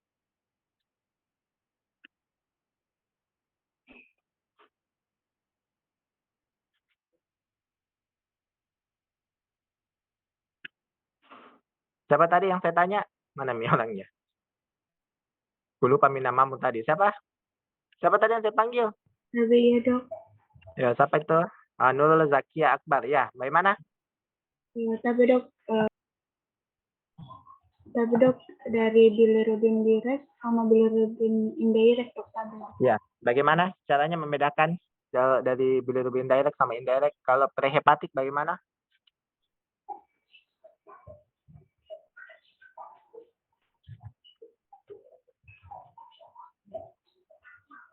Bagaimana Nurul Zakia Akbar?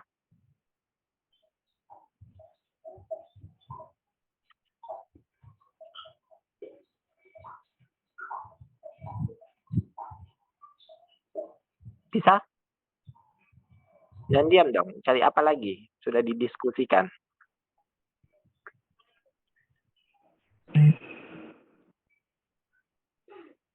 Hairunisa. Yang bukan dokter Hairunisa. Ayo Hairunisa. Bagaimana bedakan ikterus prehepatik, hepatik, dan poshepatik? Tadi ya dok, seperti yang bilang tadi dari Nurul Akbar itu yang membedakannya itu dari pemeriksaan labnya bilirubin direct dan indirectnya. Nah, di mana kalau prehepatik itu meningkatnya bilirubin indirect, kalau hepatik itu meningkatnya dua-duanya dok, direct dan indirect. Kalau poshepatik itu cuma directnya. Oke, jadi harus diingat ya, jadi kalau kita bicara prehepatik, biasanya yang meningkat itu indirect lebih dominan daripada direct. Ya, kalau yang hepatik itu kurang lebih peningkatannya bersama-sama, seimbang. Kalau poshepatik, directnya lebih tinggi daripada indirect. Bisa saja indirectnya juga meningkat, bukan berarti tidak ada indirect akan meningkat. Tapi dia biasanya lebih dominan akan direct yang meningkat. Satu lagi, apa yang belum saya panggil ya? Ini mau namanya agak baru. Rihma Kuswah Maharani. Rihma, Tapi ya dok. kapan bisa kamu melihat ikterus? Berapa kadar bilirubin sehingga kamu bisa melihat ikterus pada pemeriksaan fisik? Berapa nilai normal bilirubin dan berapa kadar bilirubin sehingga ikterus biasanya sudah kelihatan?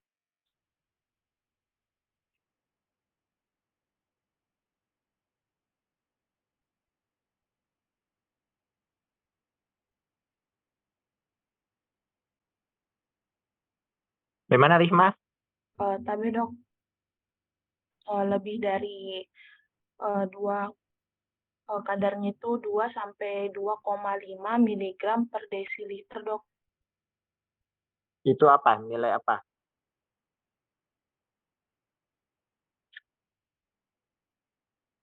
Untuk apa itu? Berapa nilai normalnya Kak bilirubin? Tapi dok terus yang terus tadi dok. Oh, yang ikterus. Kalau bilirubin normal berapa?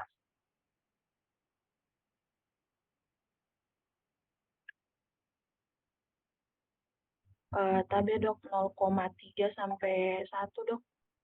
Ya, di bawah 1 ya. Jadi bilirubin normal itu di bawah 1. Lebih dari 1 itu biasanya sudah mulai ada gangguan. Tapi kalau ikterus biasanya bilirubin total itu bila lebih dari 2. Jadi kalau kalian bilang ikterus tapi bilirubin total 0,8 berarti nggak masuk akal. Ya, pasti itu salah. Jadi jangan sampai kalian sama seperti orang bilang anemis, pucat dok, konjungtiva pucat, tapi HB 12, HB 11, nggak mungkin. Karena biasanya konjungtiva baru pucat bila HB kurang dari 9. Hal-hal seperti itu juga harus kalian lihat ya. Jadi intinya dari pleno PBL kali ini adalah kalian harus bisa bedakan apakah ini ikterusnya prehepatik, hepatik, dan poshepatik ya. Jadi poshepatik penyebabnya karena ada obstruksi terutama pada ductus choledochus atau di daerah sekitar muaranya yaitu pada ampula vateri. Jadi apabila ada obstruksi di sekitar situ entah dari batu, Jadi kalau batunya cuma dikandung empedu bukan di ductus choledochus maka tidak akan terjadi ikterus. Ya, ingat ya. Tapi kalau ada infeksi peradangan yang membuat inflamasi di sekitar saluran sehingga salurannya dia menyempit karena inflamasinya, maka bisa terjadi ikterus.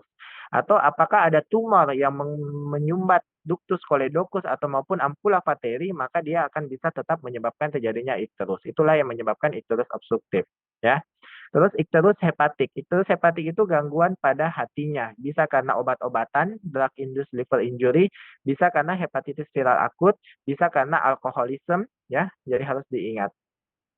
Nah, kemudian yang ketiga adalah ikterus prehepatik. Kalau ikterus prehepatik ini biasanya karena anemia hemolitik, karena adanya gangguan pada pembuluh darah. Jadi bisa pada sel darah merah, jadi bisa pada malaria, bisa pada lupus erythematosus sistemik, bisa karena penyakit autoimun hemolitik anemia, bisa karena G6PD, ya, defisiensi G6P, kemudian bisa pada penyakit-penyakit autoimun lainnya. Oke. Ya, jadi itu ya yang harus kalian ingat. Kalian harus tahu ini prehepatik, hepatik, atau poshepatik. Bagaimana gejala-gejalanya tadi temanmu sudah sebutkan.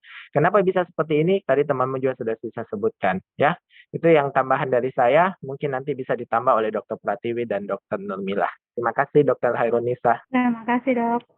Baik, mungkin ada tambahan dari Dr. Nurmila, Dr. Pratiwi.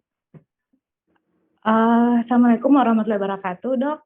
Dan adik-adik mahasiswa, ya kalau saya mungkin hanya menambahkan sedikit dari penjelasan Dr. Saldi. Jadi memang sudah betul kata Dr. Saldi. Saya pun kalau PBL untuk mahasiswa selalu saya ingatkan kita tentunya harus tahu ikterus itu apa, kemudian bagaimana patogenesis dan klasifikasinya.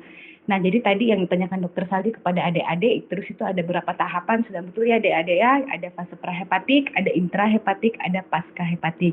Nah, untuk mendiagnosis ikterus itu sendiri sebenarnya paling dasar itu kalau ikterus itu sendiri kan kita pasti sudah tahu artinya kuning ya. Jadi ada perubahan warna kulit, ada sklera mata, kemudian atau mukosa dari jaringan. Nah, biasanya kalau terjadi ikterus biasanya itu konsentrasi bilirubin biasanya itu sekitar 2 sampai 2,5 mg per desiliter ya. Jadi itu biasanya kalau kita sudah kemudian kalau misalnya sudah kelihatan ikterusnya biasanya sudah lebih dari angka itu. Jadi misalnya sudah 7 mg. Nah, tentunya untuk berhubungan dengan penyakit hati, karena kalau kita bahas ikterus kan biasanya berhubungan dengan penyakit hati, tentunya kalian harus bisa menganamnesis dan melakukan pemeriksaan fisik dengan baik ya. Ada beberapa pemeriksaan fisik yang kita kenal dengan stigmata penyakit hati kronis, misalnya ada tanda-tanda ikterus, ada tanda-tanda spider nevi, ada palmar erythem, ada ginekomasti dan lain sebagainya. Kemudian kalau untuk diagnosa, Dok, mungkin yang diagnosa yang adik-adik arahkan itu sudah ini ya, sudah betul. Tadi saya hanya mendengar yang tidak semua saya dengar, tapi dari semua diagnosa saya rasa sudah mencukupi, Dok. Mungkin itu saja dari saya, Dok. Terima kasih, Dr. Tiwi. Dr. Nurmila mungkin tadi, Dok.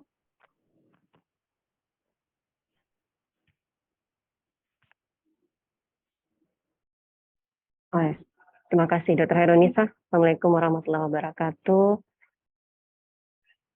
Tadi kan ada dari diferensial diagnosisnya adik-adik, ada yang hepatitis. Jadi penjelasan dari Dr. Saldi, Dr. Tiwi itu juga sudah sangat detail mengenai ikterus. Nah, untuk hepatitis, mungkin saya perlu bertanya, kenapa di hepatitis di antara hepatitis A sampai E yang adik-adik tadi sampai sudah membanding-bandingkan dengan sebagai diagnosis banding. Nah, kira-kira dari sekian banyak hepatitis itu, hepatitis apa yang paling sulit untuk ditangani dan kenapa? Ada yang bisa jawab? Kuliah hepatitis sudah masuk belum? Hairunisa, sudah? Rima? Nggak tahu, lupa itu kuliah hepatitis ya. Siapa yang Mbak? Bukan saya Kalau ya. belum, Dokter Moli berarti saya makanya. mungkin tidak terlalu bisa banyak bertanya. Sudah ada yang bawa belum ya? Oh belum berarti mungkin. Dokter Hairunisa, Dokter Ica sudah masuk belum, Dok. kuliah hepatitis? Belum. Belum tidak minggu hari Senin insya Allah. Oh belum. Semoga enggak Ya. berhalangan Jadi, dokter. iya. Oke. Ya, baik. Jadi mengapa di antara semua hepatitis B itu hanya hepatitis B yang menjadi turunan dari DNA, yang lainnya itu RNA. Tadi sudah beberapa adik-adik saya melihat mulai dari definisi, mulai dari etiologinya, kemudian sampai menjelaskan apa kira-kira anamnesis serta pemeriksaan fisik untuk mengarah ke satu diagnosis kerja. Nah, mengapa hepatitis B? Karena hepatitis B itu turunannya dia DNA. Terus DNA itu kenapa bisa mengapa DNA itu RNA? Karena DNA sehingga hepatitis B itu sangat sulit untuk sembuh ya. Makanya kenapa sih harus terus kenapa nanti mungkin ada muncul pertanyaan, ya karena di hepatitis B ngapain diterapikan susah juga sembuh. Diterapikan yang kita khawatirkan atau yang kita cegah adalah komplikasinya. Jadi tetap harus diterapi atau perburukan atau perjalanan dari penyakit hepatitis B itu sendiri. Nah, yang itu ada golongan RNA. Nah, kalau di golongan turunan dari RNA. Nah, kalau RNA itu bisa sembuh seperti hepatitis C, A, tetapi adik-adik harus ingat, dia itu relapse ya. Jadi bisa kembali untuk timbul ke pasien tersebut. Jadi kalau sudah sembuh ya bisa lagi dapat. Seperti itu. Ya, dari saya mungkin sekian Dr. Hairunisa. Iya, terima kasih dok. Terima kasih. Iya.